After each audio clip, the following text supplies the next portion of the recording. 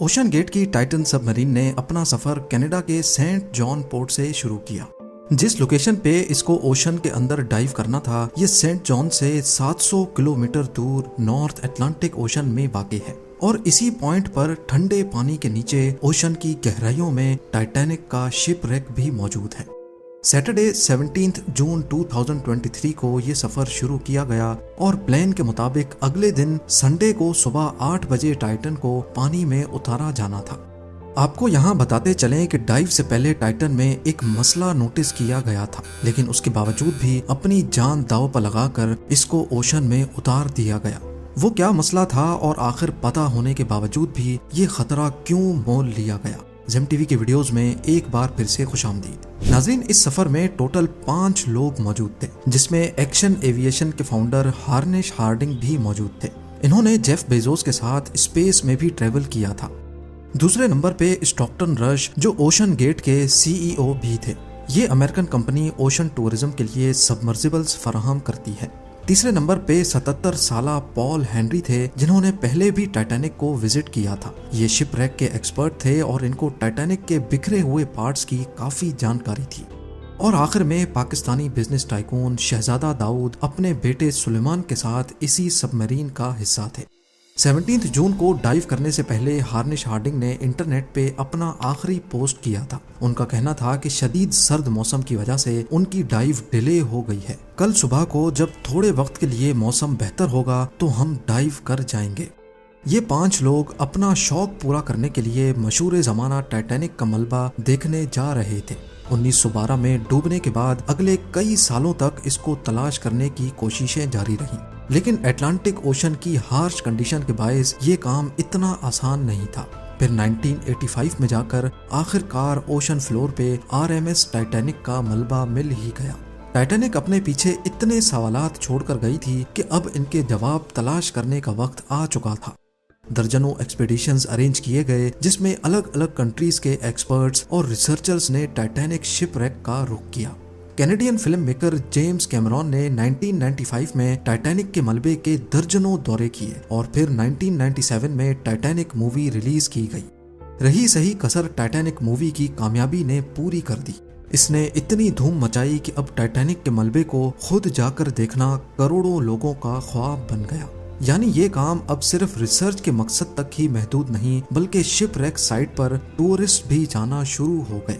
कहा जाता है कि ओशन की गहराई तक जाना स्पेस में जाने से भी ज्यादा मुश्किल है और इसकी सबसे बड़ी वजह है पानी का प्रेशर। टाइटैनिक शिपरेक समंदर की सतह से 4000 मीटर यानी 4 किलोमीटर नीचे है। इस गहराई को इमेजिन करना हो तो आप बुर्ज खलीफा को देखें और समझ लें कि टाइटैनिक का मलबा समंदर में करीब 5 टाइम्स बुर्ज खलीफा की हाइट जितना नीचे है।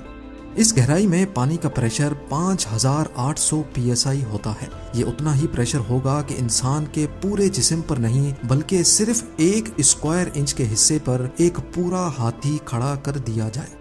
तो अब आप अंदाजा लगा लें कि एक सबमरीन में कितने स्क्वायर इंच होंगे और उस पर कितना ज्यादा प्रेशर पड़ता होगा। खैर, संडे 18 जून 2023 दोपहर को 12 बजे सबमरीन का सफर स्टार्ट हुआ। नॉर्मली टाइटैनिक तक पहुंचने में 2 घंटे लगते हैं, लेकिन 1 घंटे 45 मिनटों के बाद ही मदरशिप पोलर प्रिंस, जो के ऊपर वेट कर रही थी, उनका सबमरीन से राब्ता टूट गया। अगर 2 घंटे टाइटैनिक तक पहुंचने में लगने थे तो सिर्फ 15 मिनट पहले राब्ता टूटने का मतलब है कि सबमरीन टाइटैनिक के काफी करीब पहुंच चुकी होगी। समंदर की इस गहराई में सूरज की रोशनी पहुंचना नामुमकिन है और यहाँ हर वक्त इंतहाई सख्त अंधेरा होता है। इतनी गहराई में वायरलेस सिग्नल का टूटना एक नॉर्मल बात होती है, लिहाजा पहले इस बात को ज्यादा सीरियस नहीं लिया गया। ये पूरा ट्रिप टोटल 7 घंटों का था। 12 बजे से लेकर शाम को 7 बजे इनको वापस लौटना था, लेकिन जब शाम 7 बजे तक भी टाइटन से कोई राब्ता ना हुआ और ना ही वो वापस लौटी, तो अब ऊपर खड़ी मदरशिप में मौजूद क्रू के पसीने छूटना शुरू हो गए। Canadian research vessel polar Prince ने टाइटन की तलाश शुरू कर दी। 9:40 पे उन्होंने US कोस्ट गार्ड से राब्ता करके मदद तलब की। अगले दिन मंडे को US और कैनेडियन शिप्स और प्लेन्स ने पूरे एरिया में एक प्रॉपर सर्च ऑपरेशन शुरू कर दिया। उन्होंने सिर्फ समंदर की सतह पर ही नहीं बल्कि सोनार स्कैनिंग की मदद से पानी के अंदर भी अपनी तलाश जारी रखी। इस एरिया में जो कमर्शियल वेसल्स थी उनको भी ऑर्डर दे दिया गया कि वो अपनी आंखें खुली रखें। अगले 2 दिनों तक ये तलाश जारी रही, लेकिन टाइटन का कोई अता पता ना चल सका। लेकिन फिर एक उम्मीद की किरण नजर आई। वेडनेसडे 21 जून को सुबह 6 बजे सर्च टीम को पानी की गहराइयों में से कुछ आवाजें सुनाई दी। ये आवाजें अंडर वाटर रेडार्स की मदद से सुनी गई थी। फौरन आरओवीज को आवाज की डायरेक्शन में भेजा गया, लेकिन इस बार भी टाइटन की कोई खबर ना मिली। अब टाइटन को हमेशा हमेशा के लिए खो देने का डर बढ़ता जा रहा था, क्योंकि सबमरीन में जितना ऑक्सीजन था वो सिर्फ 96 घंटे या फिर 4 दिनों तक का था, और इस वक्त तक 4 में से 3 दिन गुजर चुके थे। लेकिन यूएस, कनाडा और फ्रांस की सर्च टीम्स ने हिम्मत नहीं हारी। थर्सडे 22 जून को दोपहर 12 बजे आरओवीज को टाइटैनिक के मलबे के पास भेजा गया। वहां पहुंचकर जो देखा गया वो वाकई दिल दहला देने वाला मंजर था। 3:48 PM पर आरओवी, जो कि टाइटैनिक के मलबे के पास पहुंच चुकी थी, उसने टाइटन की दुम का एक हिस्सा टाइटैनिक से सिर्फ 1600 फीट दूर पड़ा हुआ देखा।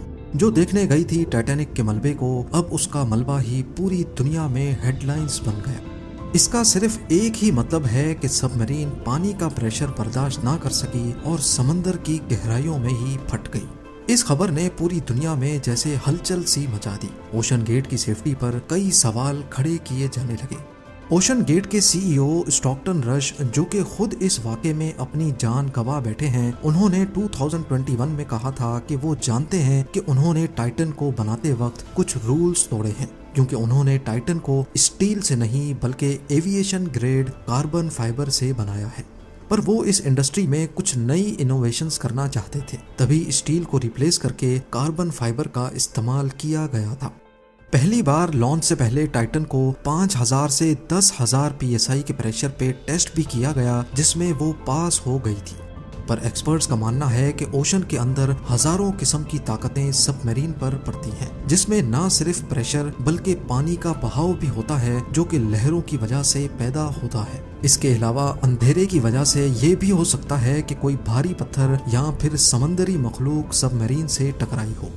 कुछ भी हो, टाइटन की तबाही की एक वजह तो इसका कार्बन फाइबर का हल था, लेकिन दूसरी वजह इसमें पहले से मौजूद क्रैक्स भी थे। जी हाँ, टाइटन सबमरीन 2019 में कार्ल स्टैनले नामी एक बिजनेसमैन को भी लेके गई थी, और उस वक्त भी उसको ओशन गेट के सीईओ ही ऑपरेट कर रहे थे।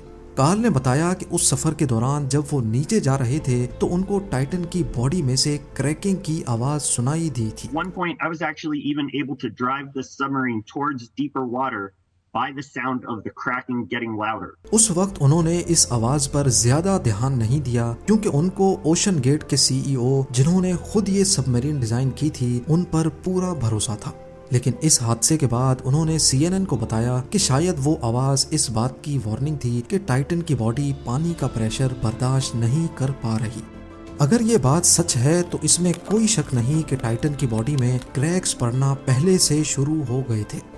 2018 में ओशन गेट के एक एग्जीक्यूटिव ने टाइटन की कार्बन फाइबर बॉडी के खिलाफ आवाज उठाई थी। उनका कहना था कि ये मसला सबमरीन के फटने से सिर्फ चंद मिली सेकेंड्स पहले पता पड़ेगा, और हकीकत में भी ऐसा ही हुआ।